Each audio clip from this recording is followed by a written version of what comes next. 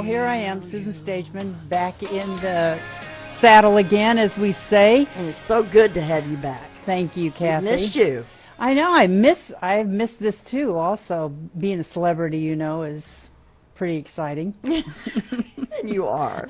So, wanted to chat with you a little bit about, something that's been coming up over and over again with people that I'm working with is getting really clear about what they want. So I thought I'd spend some time today talking about outcomes and goals and experience and what makes them work, what trips people up, what makes them unachievable.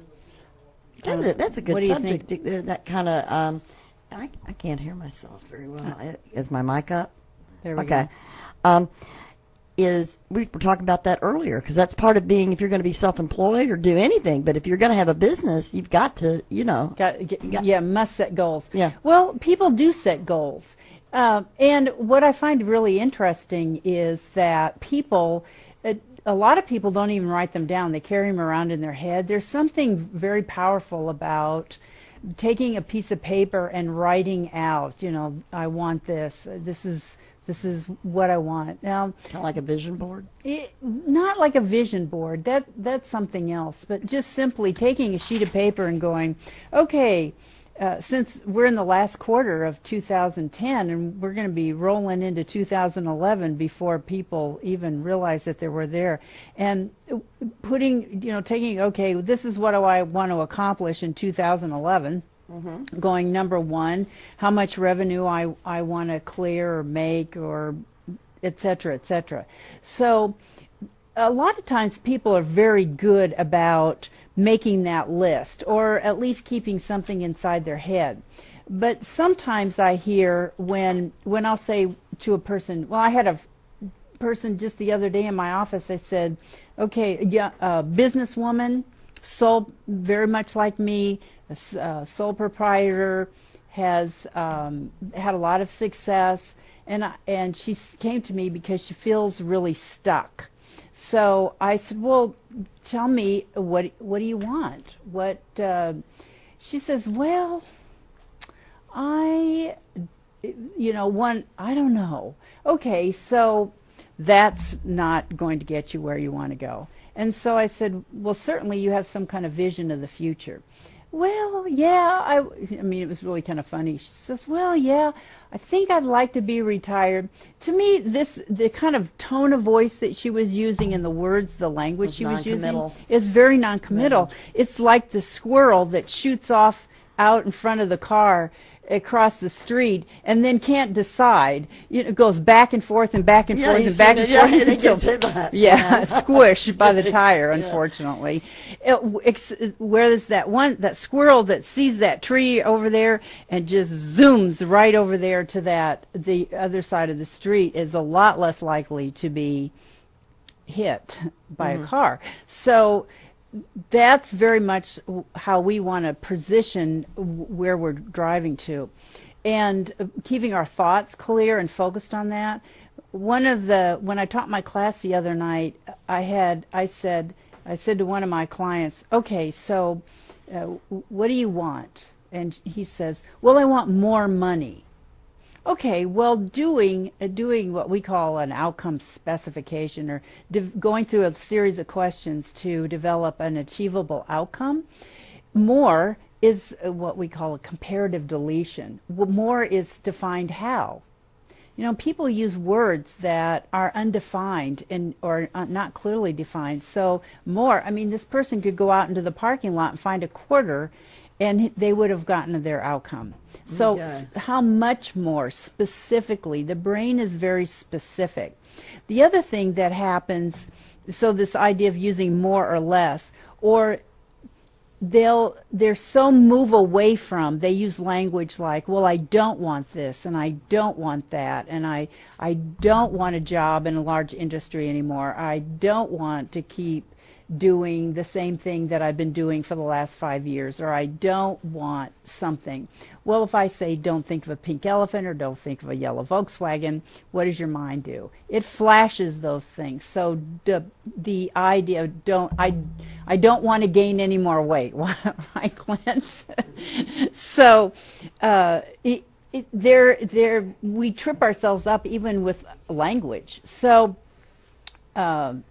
words, but the other thing about NLP provides people not only with the ability to set really clear goals, but also the ability to set outcomes, and outcomes are about experience. So what do we do? How do we create an experience? I mean, how do we know that we're loved? How do we know that we're courageous? How do we know that we have good friendships? Those are not measurable, and yet we have very specific ideas about what that is for us. Maybe it's that thing of people, expect people to be mind readers and even just, or we'll just know. I'll know when it's enough. Right. And I just say I would know when I didn't have to really check prices, and I would know when I could buy services from everybody that comes on the show and not have to worry about it. and that was basically it, but that doesn't, like you said, maybe that's kind of vague. It's very vague. One of the things that I heard the other night in my class was somebody said, well, I want to get 20 new clients. And I said, okay, so what's your overall goal? Well, okay, it's $100,000. I said, well, so each one of those clients is worth how much? So one of the things that I think is important that people, break down, they say, well, I want to make $100,000. One time somebody came to me and they said, I want to make $100,000. I said, well, how much are you making now in your business? She was working part-time and she was making about $20,000. And I said, well, a year. And I said, well, how many clients are you seeing a week? Well, about one. So I said, what is that client? That hit $20,000 is pretty good. So I said, how much are you charging? $250 a session. So I broke it down for her how many clients or sessions she would have to do in a year in order to make that $100,000. And when she realized how hard it was, how much work it was going to be at that price point, she says, I don't want to do that. I just want to work part-time. So a lot of times people have these kind of fanciful, dreamlike ideas. Be careful what you wish for, you may get it. So, but let me ask you, and on your class, you do these classes that teach these people that, right? Absolutely. I mean, I didn't mean to interrupt you, No, but I see good. we got a halfway point, and I took some of that. I took several of your classes, and this is one thing that you do is help people be very clear and focused, and find a way to start becoming unstuck, right? Because it is a process. It is a process. It is understanding your thinking process. Your thinking process, by the time you're actually having a thought, it develops from language.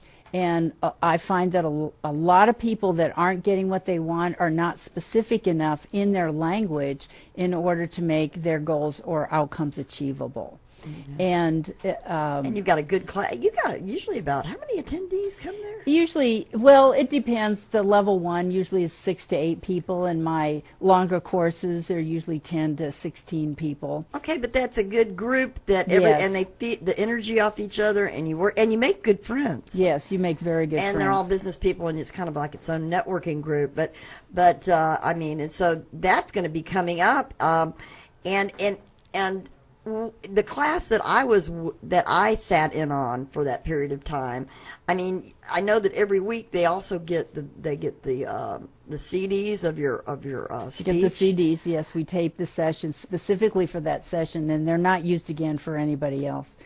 People you share have things. a lot of fans there. I mean, everybody that comes there, and you've got people that assist you that have been through the program, and they're just coming back just to even, because I guess, you know what, I mean, each time you take the course, I mean, if you learn decide to do something it at a deeper you know, level, yeah. I mean, but you can learn what you need to at the beginning. Right. Okay. Well, I wanted to remind people that they only start every 6 months or 8? Oh, usually maybe once a year. Yeah. And so you have one coming up in November, and No, we may talk first about that a little bit more later. Sure. So, but this is part of, by going to these things that you have, instead of coming to see you one-on-one and paying a consultation fee like they would, you get to do it group-wise and get it done. Yeah. So, and I think that the groups also feed on each other, the people in the groups, so that And they would they tell would you. come up with ideas that maybe you hadn't considered. Yes. And yet when somebody speaks, there'll be people in the class going, oh, yeah. it's that not makes therapy, it- and it's not No, it's confrontational, not but you learn therapy. about yourself because they will give you, maybe there's something you're not seeing. Yeah. Right.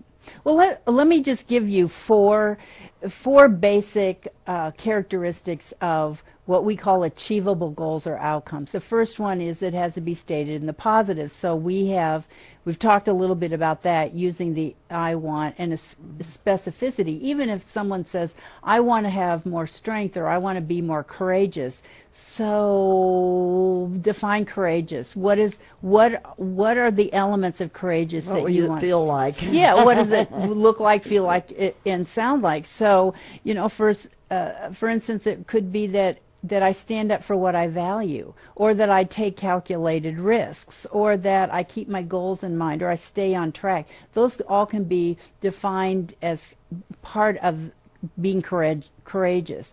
Or I want to be friendly, or even sometimes people do really big global ideas. I want to feel good about my life again. That has to be broken down into specific areas where, how would you know? How do you know And that you people would shouldn't feel feel good? bad that they don't know. I No. think there's so much going on. We operate, like you said, the brain There's a goes lot on of stress. autopilot. The brain goes on autopilot. If you and don't so grab does the our life. wheel, Yeah. that it's not going to change. That's right. So the second one is it's got to be framed in what am I going to see, what am I going to hear, and how am I going to feel. A lot of times people visualize goals, but the visualization is only one part of how we create memories. Memories are made up of and experiences made up of our 5 physical senses. So the more senses you involve in a goal or an outcome, the easier it is for us to achieve it. Then the third one, it's got to be self-initiated and maintained.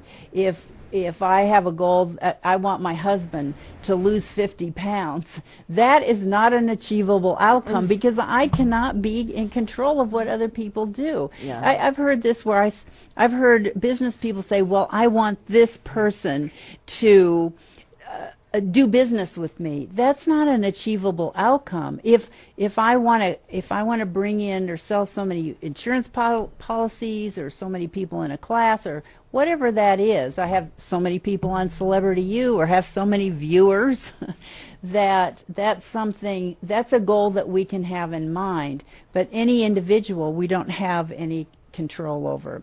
And then the fourth one is it's got to be realistic. If a person's making $20,000 a year, making $1 million next year, unless they win the lottery or fall into some great big cool thing that they hadn't thought of before, and get picked up by a major radio station or something like that. I think he's already did that. Anyway, so yes, Yeah. I understand. But I mean, winning the lottery. Yeah, now that's Yeah, not a goal because you can't. I do control that every once in a while. Do you? And when I went out to the fair and you pick up that thing, you're not going to get those little rings over those little bottles. But there's that little bit of a wish, and that's not bad. But definitely people spend an awful lot of money, and I think there's a lot of people out there that when you say you want $1 million, they're gonna take advantage of you. So our time is just about up. Yeah. I want people to know how to get a hold of you and talk to you more about the your upcoming, and you got a speaking event coming up. I do have a speaking event. It's on October 28th. It's called Nothing But Net, and it's sponsored by the Magnus Media Group, and it teaches people basically how to network. There's a number of speakers, and many, many opportunities to connect with a wide variety of people that could be very useful for your business. Maybe not customers per se, but people who are centers of influence.